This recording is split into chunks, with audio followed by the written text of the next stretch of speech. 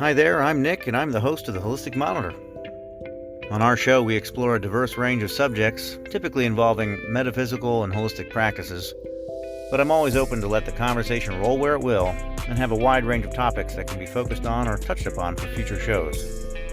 Typical topics or conversation highlights include traveling, hiking, and exploring, wellness transformation through knowledge, using modern alchemy, understanding human electricity and wellness, how one can use various alternative arts to achieve an increase in love, power, strength, and compassion, how to build up a spiritual discipline. Lots of fun topics, right? I hope you enjoy hearing about them as I do discussing them. Listen in and be sure to drop a comment or audio message. Until later, be well.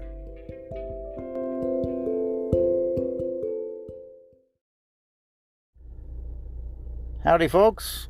This is Nick Sconia, the Holistic Monitor, and wow, how long it's been since I've posted an episode. Well, this is what happens when you don't have a set schedule for things, and this show is on that track.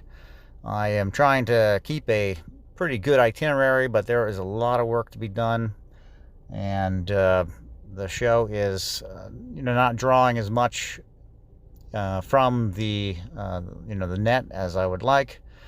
So the demand isn't there, let's just say, for the show to be continually produced. But I'd love for that to change. I would love to just keep talking and talking on the the waves, the internet waves, as it were, about various subjects. Today I wanted to go over what will probably be a multi-series discussion to start it off with on astrology and time cycles. And I'd love some input. If y'all have any comments on astrology, you want to know more about your sign, you have a lot of knowledge about signs, great. Would love to hear about it. We're going to delve into the Mayan calendar and the Western calendar, and how that relates through time from birth to present day. I have studied astrology for over 25 years, and it's an active study, so it's still going on as I live. It just keeps going. It's one of those practices that you really never stop, unless you really stop, but it's one that you can always learn more from just by delving into a different aspect. You can get into the houses in the wheel of astrology, the houses, the parts of the circle.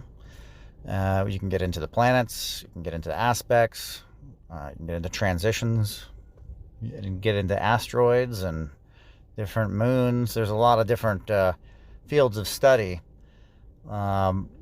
Really interesting to meditate on the cycles that the planets make around the sun or around their respective planet, and how that could or does relate to us here on this planet. Even how this planet operates and works as a part of fortune in your chart, where the planet exists in relation to the sun at the time of your birth. Very important aspects to look at.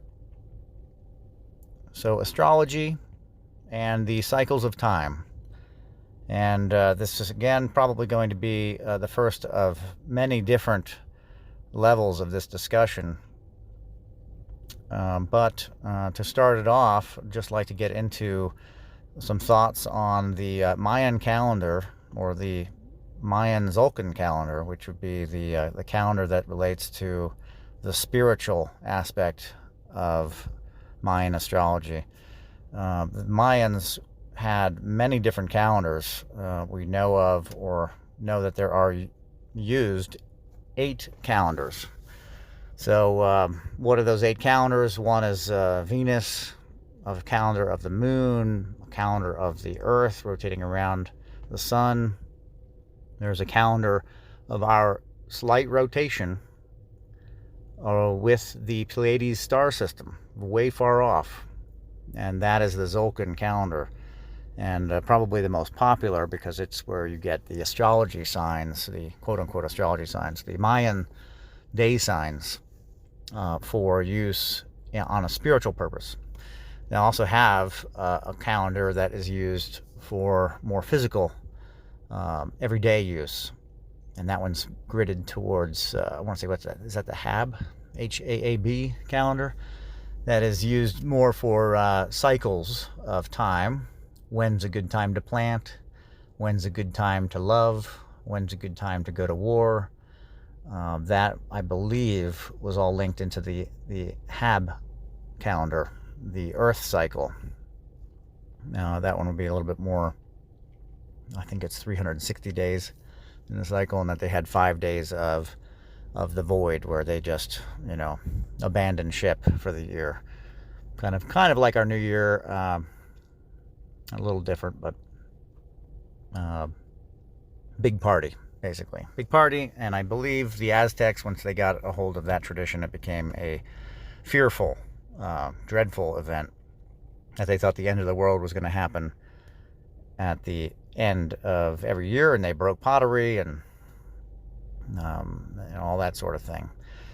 That was described by the Spanish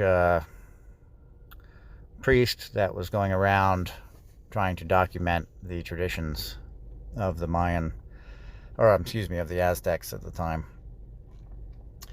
The Mayans predated the Aztecs and had a much more evolved calendar system that was borrowed by later cultures and tribes. From what we can tell, the Mayan are still practicing. So, if you have contact with the Mayans, you could briefly jump in there and comment. I would love to hear some of the adventures you've had and some of the discussions maybe you've had with them in regards to their calendars.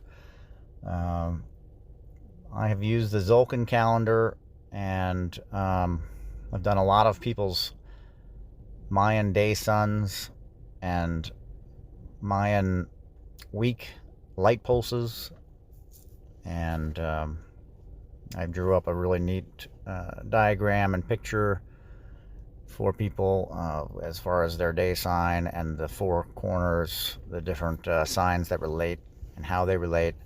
It ties very well into shamanism, with that light and dark, unknown and unknown. Very excellent type of medicine wheel kind of astrology. What I love about it, the Tzolk'in calendar, is this 52-year cycle. You may say you're an elder when you've hit 52 because you've seen every character or face of the sun, every aspect of the sun in 52 years. And you have that kind of wisdom, which I would say if you're 52, you're probably riding on some wisdom of the cycles of life at that point. One of the really interesting things with the calendar is the crisscrossing of Venus through the calendar grid of the Mayan chart. And that also gives you some other aspects to the chart that almost looks like a helix or DNA. And, as opposed to in our astrology where we have a planet in a sign, and that gives us a certain type of aspect, this is about the sun's placement on this grid, on this Mayan calendar. And if it lays on a certain day, that certain day is auspicious in some way. Numerically, because they had a numbering system, and as well as the personality of the day itself. And then there's another overlay with the moon crisscrossing through the chart. Very interesting, and I definitely think that you should look into the Mayan chart if you can, with doing your own sign and doing some investigations as to how it relates to you. or how it doesn't relate to you. You're not going to definitely find a 100%, guaranteed, yes, this is me. Though I've had a pretty good track record with people kind of getting hit by it and going, yeah, wow, that's pretty amazing. It's a lot of things that you already know about yourself, but maybe hadn't put into words quite yet. And you can read somebody else's sun sign and definitely tell, okay, that's just not my personality. It's a very simplistic calendar. It's a lot less intense or complicated than Western astrology, where you're doing a lot of math and a lot of calculations, and you're getting this, very involved diagram of the relation of planets and signs in houses. And there probably is some form, or was some form, of the Mayan calendar that was similar to that. What we have is about 8 calendars that the Mayan used, and the most important one, of course, is the spiritual aspect, the Tzolk'in calendar. At least for me, for learning about myself and inner desires and urges and paradoxes, the Tzolk'in is the way to go for me. But the simplicity is also a big draw. I had done astrology for a few years, and then I found the Mayan calendar, and when I started doing that, I just loved how you're born a certain day, and that day has these aspects, and that's all there is to it. It wasn't a whole bunch of extra weighing of potentials for planets. It was really a straightforward approach to learning about yourself, which I'm all about. Now, looking at Western astrology, we have the elements. Aries is fire, Taurus is earth, Gemini is air, Cancer is water. And within that, what I've always enjoyed with astrology is kind of the simplicity of these elements overlaid with the cardinal fixed mutable, the 3 crosses and the 4 trines, basically. The 4 elemental trines and the 3 personality crosses. That gives you so much relationship between signs, and what kind of signs are going to work well with each other versus not, based on their element or on their personality traits. Not to say it's 100%, because there's that thing with Western astrology that you have to weigh the intensity of each aspect against another aspect that might be counterproductive to that energy of, let's say, somebody thinking that they're an Aries all their life, and only to find out that multiple planets are leaning them towards being more like a Taurus.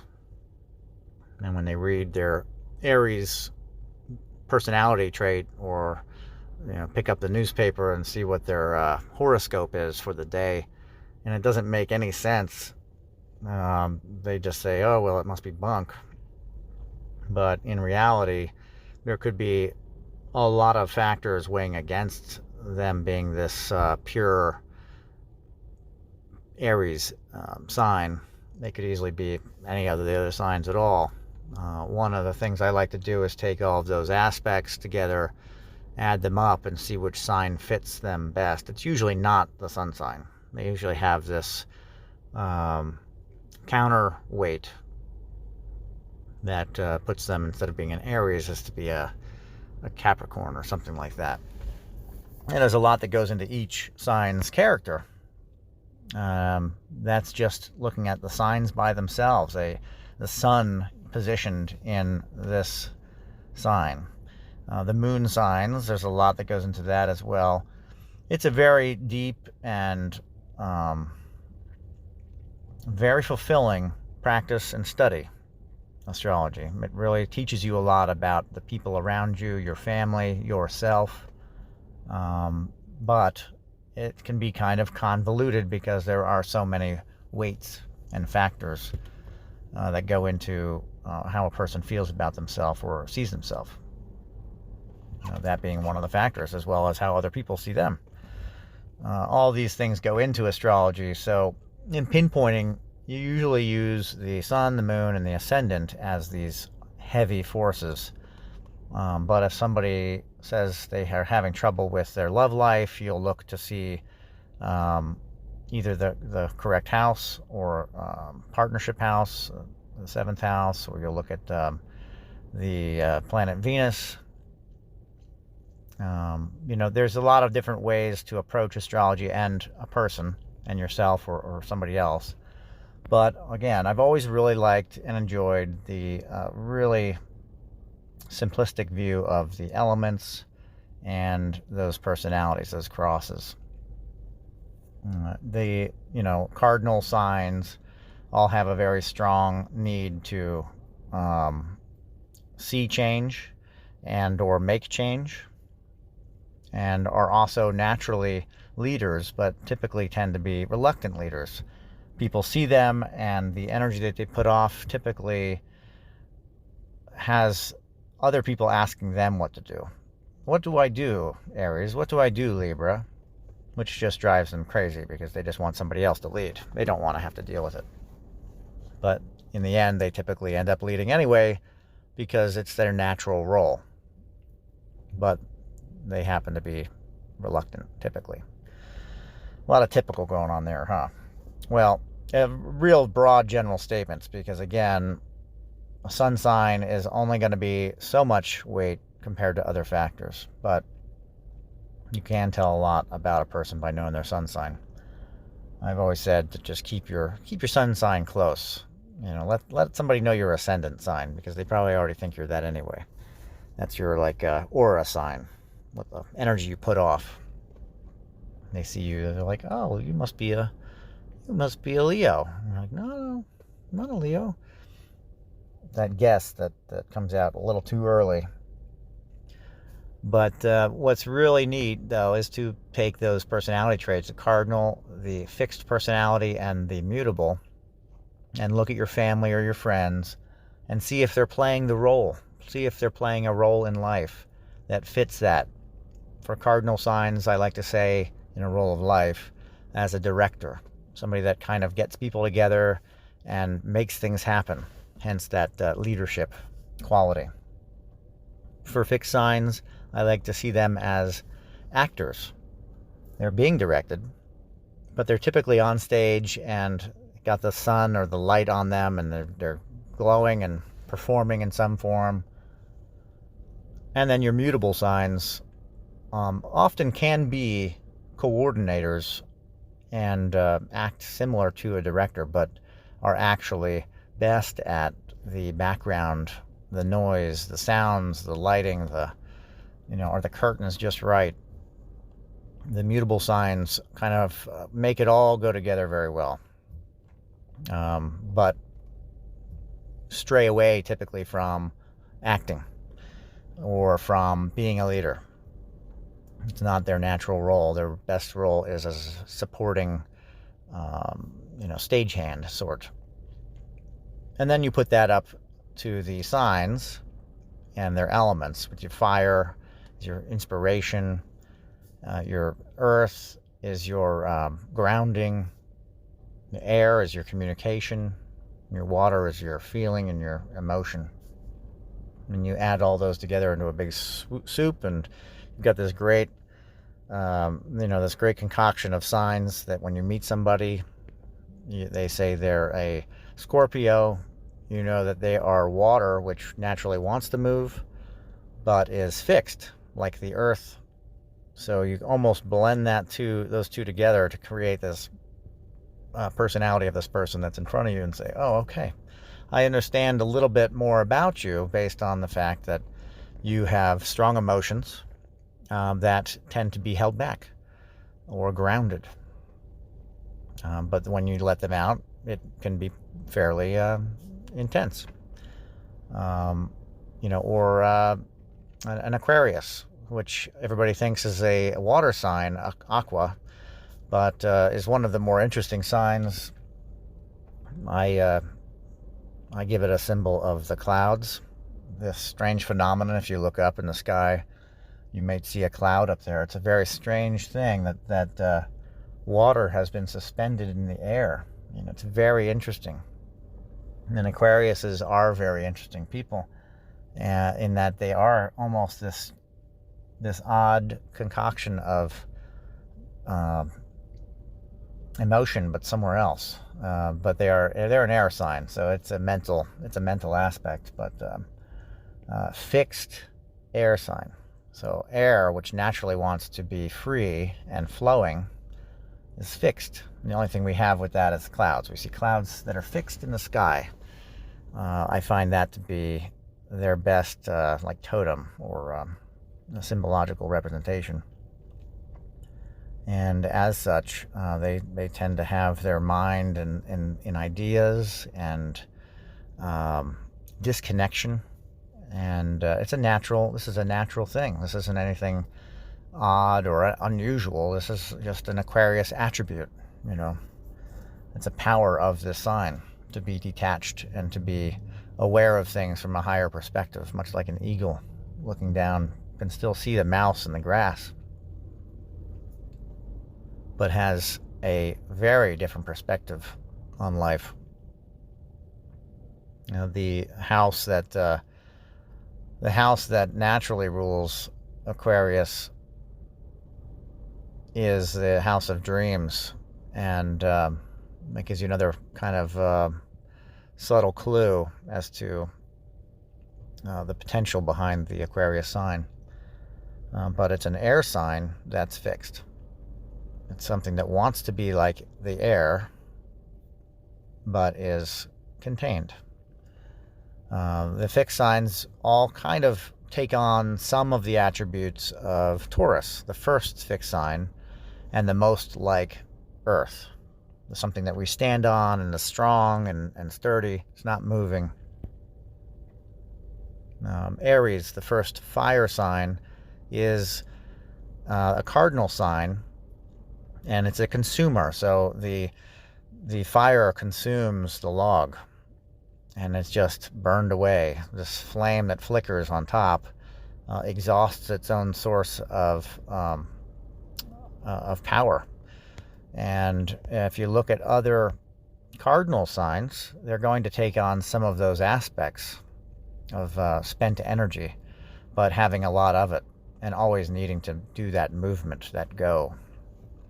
Libra being one, as an air sign, I think of it like the wind, something that's blowing, sometimes blowing really hard and wearing away at the landscape, and sometimes being pushed around. That's just the nature of cardinal signs. But Aries is a great example of all fire signs as well. There's this inspiration, there's these ideas, there's this need to shine and to be bright, and a need for attention, for people to look at the flame. All fire signs have it in their own way.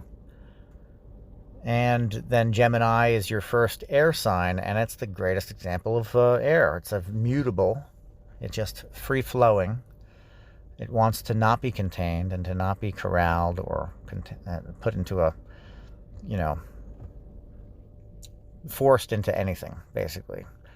It's a great example of like the air we breathe. It fills any cup. And it's a mental sign. It's an air sign, so it's of the mind. And all air signs will take on some of the attributes of Gemini, and all mutable signs will also take on some of the attributes of Gemini. Or you could say that all mutable signs share that quality. They're mutable. But we look to Gemini to see as a guidance what mutability looks like. So when we see our next mutable sign, Virgo, we know that we're looking at something that is akin to Gemini and a desire to not be held firm, but an earth sign that is like Taurus, that doesn't move, So Virgo being one of these really interesting contradictions. And in the second grouping of 4 elements, Aries, Taurus, Gemini, Cancer is the first 4.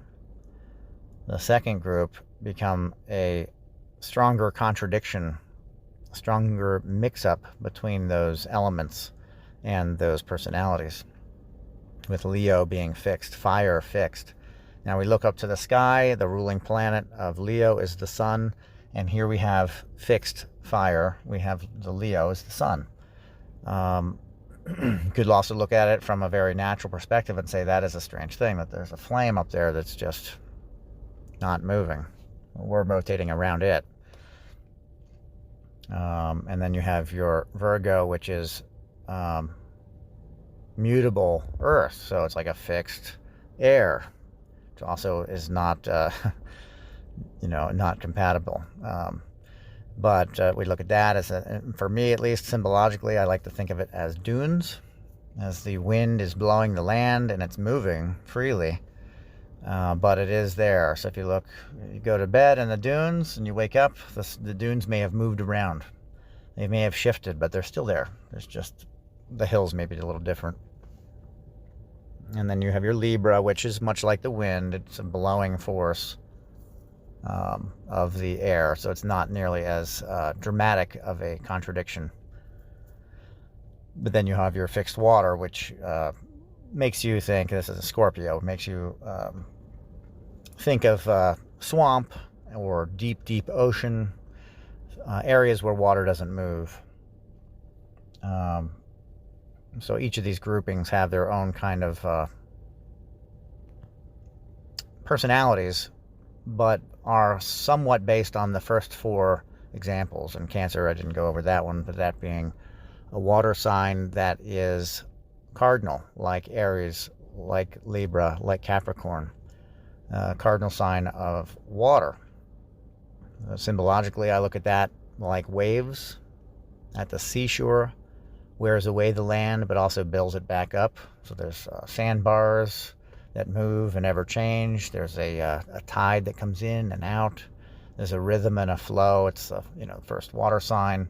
So we all look at all the other water signs and see that as a general pulse of rhythm, of being connected directly to the moon's rhythm, life's rhythm. They are family oriented, but because of that fluctuation, Cancers will often see a fluctuation in their family life that causes them to be heavily nostalgic for the bygone era. Sometimes having a dislocation of the home, and either in their history or currently in their lives, a dislocation of where they live, or feeling that their home is where the heart is and they don't know where that is. They feel a lot. A good water sign, right? Feels a lot. Anyway, each sign has these great ways of getting in touch with like their personality, their feel. And when you meet somebody and you learn their sign, this is a great way to just kind of say, okay, I know how to approach you in a way that you're going to hear me, that you're going to understand what I'm saying. And if they're learned in the ways of astrology, they can also, learn your sign and know a bit about your intent and your ways of being. So it really helps out a lot in working with people and, going through life. Now, that gets very involved, and it's definitely a way to relate to people, but you do have to learn about all these different aspects. This also makes the Mayan calendar very hard to get in touch with because people just don't know their Mayan sign or anything like that. It also has its elemental and pulse number approach to knowing how a person is and all of that. But if you don't know anything about it, and most people don't, it's not something as socially easy to do with people and to be helpful. It's neat uncovering these aspects for people in astrology, either Western or Mayan. But the Mayan being kind of a lost system, and I only mean that being that people aren't using it, and it's not an active calendar that people are like doing their charts and things like that. Not nearly as much as they were before 2012. After 2012, people kind of dropped it in mass, and still very useful and a fantastic calendar system, fantastic astrology system. But that 2012 cloud that really got people interested in it prior has dissipated, and is now left to those that are just looking for self-discovery, as it was when I first learned it, which was way before the hype of 2012. Not that there wasn't a hype in the 90s when I looked into it and started doing it. There was always a end calendar date discussion that would go on, and everybody would ask, what do you think? Do you think the world's going to end in 2012? And, it's almost it's a joke, but, Y2K, that looked like a horrible thing, too, at that time, when I was learning astrology, Mayan astrology. Nothing happened. I looked at a planetary alignment prediction. Nothing happened. I kind of gave up at that point and thinking, yeah, some kind of big force is going to destroy the planet.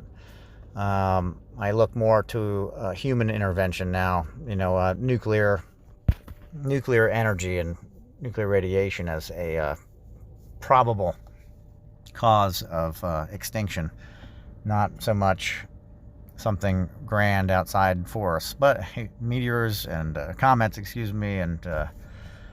and big meteors are flying all over the place, and anything can happen at any point in time. But no reason to fear, because NASA's behind us now shooting satellites at them and redirecting them. I'm sure you all heard that news. We have successfully moved a meteor that was potentially going to, I don't know if they were even saying it was potentially going to hit the Earth, but probably. If they're going to spend millions and millions of dollars, hundreds of millions of dollars on a project, there was probably a reason. And it could have just been a test. But it was successful. So that's promising. The planetary deflection grid that we'll be creating for the incoming comets and meteors that we hopefully see in time, because mostly we don't. We see a lot of them either as they're passing or right before, because space and this planet is huge, and we just can't see it all. But I digress a little bit. Cycles of time is just, what cycles of time for me is. I see in my life many cycles that go by.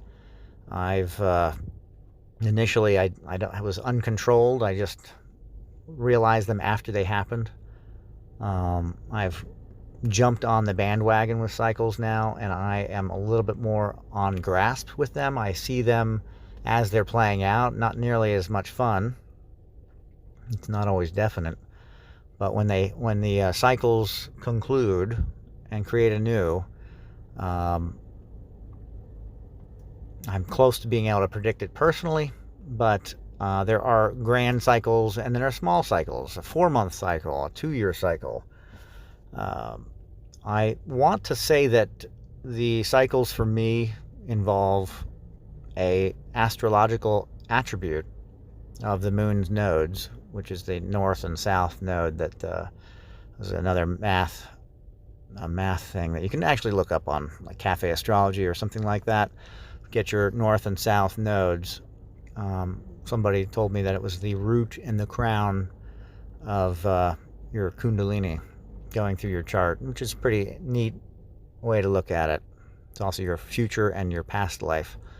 And looking at grand cycles and small cycles, for me, they're very heavily based in relationships and a personal journey of finding myself, either in a relationship or outside of a relationship.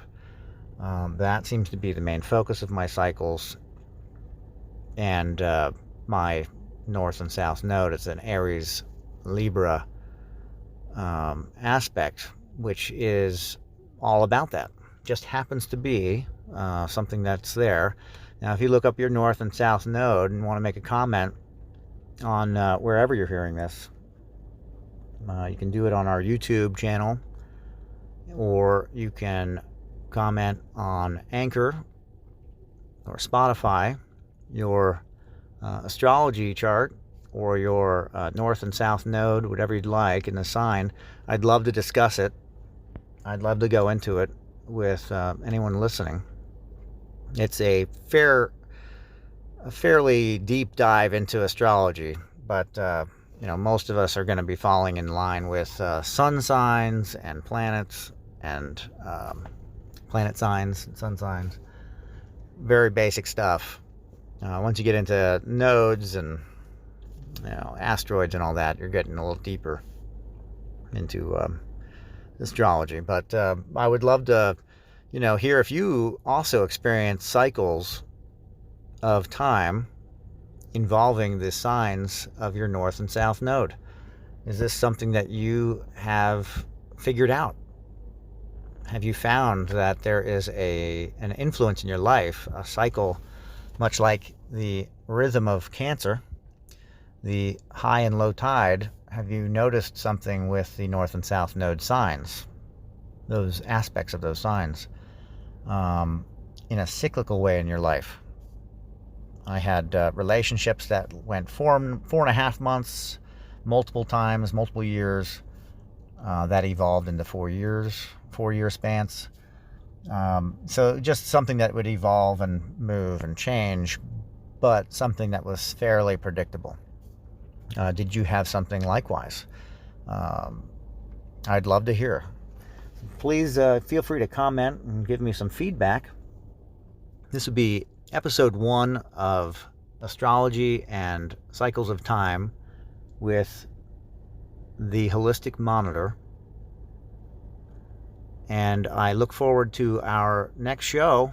I hope that when you comment, I'll be mentioning you on the air here, and maybe we can get a discussion going. Maybe you're interested in becoming a guest on the show. You have some information that you'd love to share. I'm sure we would love to hear about it and delve deeper into it. So for now, I bid you farewell. Until next time.